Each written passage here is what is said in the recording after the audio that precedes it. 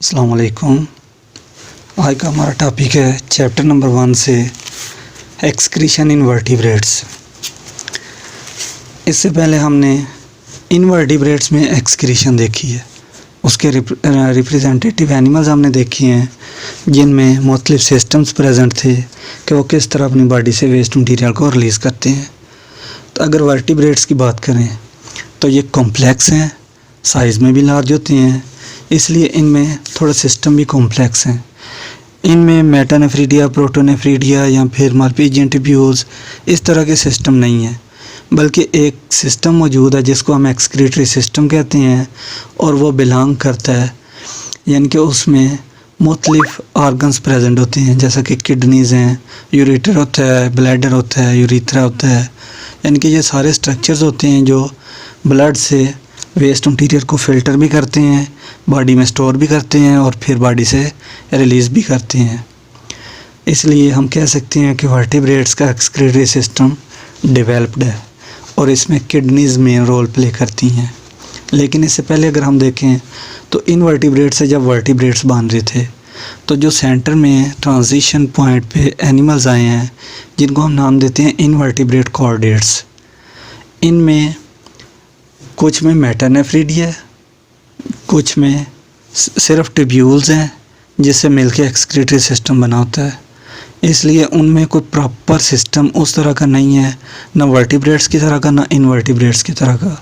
लेकिन जैसे हैग फिशेस बनी, चूँकि ये वर्टिब्रेट्स हैं इसलिए इनमें डिफरेंट ट्यूब्यूल्स अरेंज होगी एक सेगमेंट्स की फॉर्म में और फिर उन्होंने फंक्शन करना कलेक्टिवली स्टार्ट कर दिया, जिसकी वजह से जो उससे डिसेंडेंट एनिमल्स थे उनमें किडनी बनना स्टार्ट हो गई और उसके अलावा बाकी जितने भी वर्टिब्रेट्स हैं उनमें प्रॉपर किडनीज़ प्रेजेंट हैं। अब किडनीज़ हैं क्या? किडनीज़ का अगर स्ट्रक्चरल और फंक्शनल यूनिट देखें तो वो नेफ्रॉन है, इनके सबसे छोटा जो सेल है वो नेफ्रॉन है, वो स्ट्रक्चर भी स्मॉल है और वो ही फंक्शन भी करेगा। इसलिए किडनीज़ को हम कह सकते हैं कि ये एक ऐसा ऑर्गन है जिसमें बहुत ज़्यादा ट्यूब्यूल्स एसोसिएटेड होती हैं और उन ट्यूब्यूल्स के साथ ब्लड कैपिलरीज़ का नेटवर्क होता है जो कि ट्यूब्यूल से वाटर और साल्ट्स वगैरह को बॉडी में रीअब्ज़ॉर्ब करने के लिए इस्तेमाल की जाती है। अब अगर हम देखें नेक्स्ट टॉपिक में एक्सक्रीशन इन ह्यूमंस, कि ह्यूमंस में एक्सक्रीशन किस तरह होती है, बॉडी से वेस्ट मटीरियल किस तरह रिलीज़ होते हैं, तो उससे पहले हम डेफिनेशन देख लेते हैं मेटाबॉलिक वेस्ट प्रोडक्ट्स की और कुछ मेटाबॉलिक वेस्ट्स देख लेते हैं कि वो किस से बनती हैं।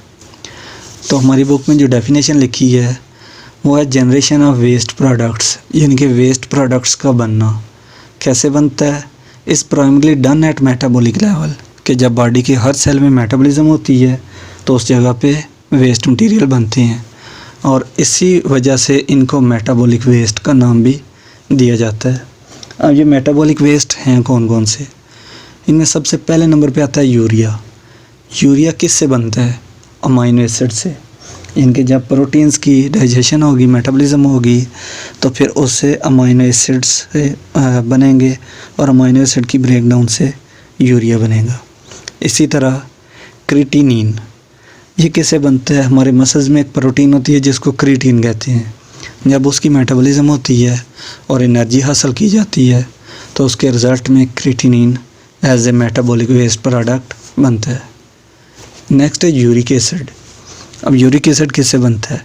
ये न्यूक्लिक एसिड्स, यानी कि जब हम कोई भी फूड इंजेस्ट करते हैं तो वो या तो प्लांट्स होंगे या एनिमल्स होंगे, तो उनमें न्यूक्लियस प्रेजेंट होता है।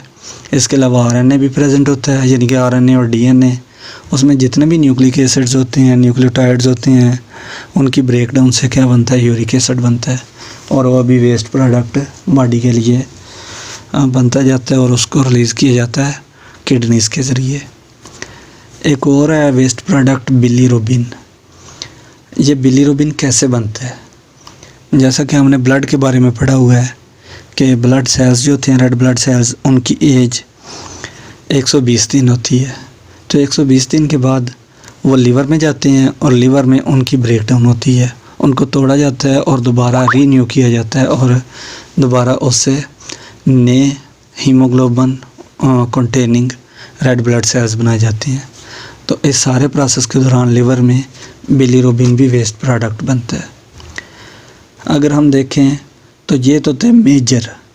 इसके अलावा मेटाबॉलिक वेस्ट में क्या कुछ आता है, बॉडी में जितने टॉक्सिन्स होते हैं वो सारे के सारे मेटाबॉलिक वेस्ट के ज़मरे में आते हैं कि उनको बॉडी से रिलीज़ करना ज़रूरी है। अब ये टॉक्सिन बॉडी में कैसे आ सकते हैं?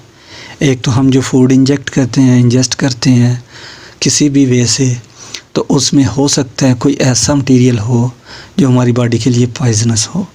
इसके अलावा ड्रग्स, हम मेडिसिन लेते हैं या फिर एडिक्टिव ड्रग्स, उनसे भी जो मेटाबॉलिक वेस्ट प्रोडक्ट्स हैं वो बहुत ज़्यादा बनते हैं। इसके अलावा पेस्टिसाइड्स, यानी कि हम जो स्प्रे वगैरह करते हैं वो चूँकि केमिकल्स होते हैं, बॉडी के लिए ख़तरनाक होते हैं। अगर हम इनहेल कर लें, हमारी बॉडी में वो चले जाएं, तो वो भी हमारी बॉडी के लिए as a waste product act करते हैं और उनको बॉडी से रिमूव करना बहुत ज़रूरी है, क्योंकि अगर वो बॉडी में अक्यूमुलेट हो जाएंगे तो वो डिस्टर्बेंस काज करेंगे और होम्योस्टेसिस इम्बैलेंस हो जाएगा। अब ह्यूमंस में अगर हम देखें तो ये सारे वेस्ट प्रोडक्ट्स बनाने के लिए हमारे पास कौन कौन से सिस्टम्स हैं, कौन कौन से ऑर्गन्स हैं? तो एक्सक्रीटरी ऑर्गन्स मेन है 3। उनमें सबसे मेन किडनी है जिसने बॉडी से रिमूव करना होता है। इसके अलावा लिवर है। लिवर मेजर रोल प्ले करता है क्योंकि ज़्यादातर जो वेस्ट प्रोडक्ट्स होते हैं उनको बॉडी से रिलीज़ करने के लिए, उनकी उस फॉर्म में कन्वर्ट करने के लिए लिवर अपना रोल प्ले करता है। और एक है स्किन। स्किन भी किसी हद तक बॉडी से वेस्ट मटेरियल को रिलीज़ करती रहती है और बॉडी को प्रोटेक्ट करती है होम्योस्टेसिस को बैलेंस करने के लिए। आज हम सिर्फ स्किन देखेंगे, लिवर और किडनी इंशाल्लाह नेक्स्ट टॉपिक में देखेंगे। स्किन 2 तरह से वेस्ट मटेरियल बॉडी से रिलीज़ करती है और दोनों बॉडी के लिए बेनिफिशियल है। एक स्वेट ग्लैंड्स, जो आपने पहले भी पढ़ा एक दफ़ा कि उनका क्या काम होता है, बॉडी को थर्मो रेगुलेशन के लिए रोल प्ले करती है। यानी कि जब बॉडी टेम्परेचर हाई हो तो बॉडी में से स्वेट प्रोड्यूस होता है, उस स्वेट के साथ कुछ साल्ट्स वगैरह बॉडी से रिलीज़ हो जाते हैं जो कि एक्सक्रीशन की कैटेगरी में आ सकते हैं। इसलिए हम कह सकते हैं कि स्वेट ग्लैंड्स भी एक्सक्रीशन में टेक पार्ट करते हैं। इसी तरह सीबम, ये एक मटेरियल है, केमिकल है जो कि रिलीज़ होता है सीबेशियस ग्लैंड से। ये ग्लैंड्स भी स्मॉल ग्लैंड्स हैं, स्किन में प्रेजेंट होते हैं और जब इनके एक्सक्रीशन यानी कि सीबम बाहर आता है तो वो स्वेट की तरह वाटर नहीं बल्कि ऑयली फॉर्म में होता है। और उसका क्या काम होता है कि जैसे ही वो स्किन से रिलीज़ होता है तो स्किन के ऊपर जितने माइक्रो ऑर्गेनिज़म्स होंगे उनको वो किल कर देगा। यानी कि वो माइक्रो ऑर्गेनिज़म को किल करने वाले केमिकल्स उसमें प्रेजेंट होते हैं और बॉडी से वो वेस्ट मटेरियल भी रिलीज़ हो जाता है और बॉडी के ऊपर जो माइक्रो ऑर्गेनिज़म होते हैं और वो भी क्लियर हो जाते हैं।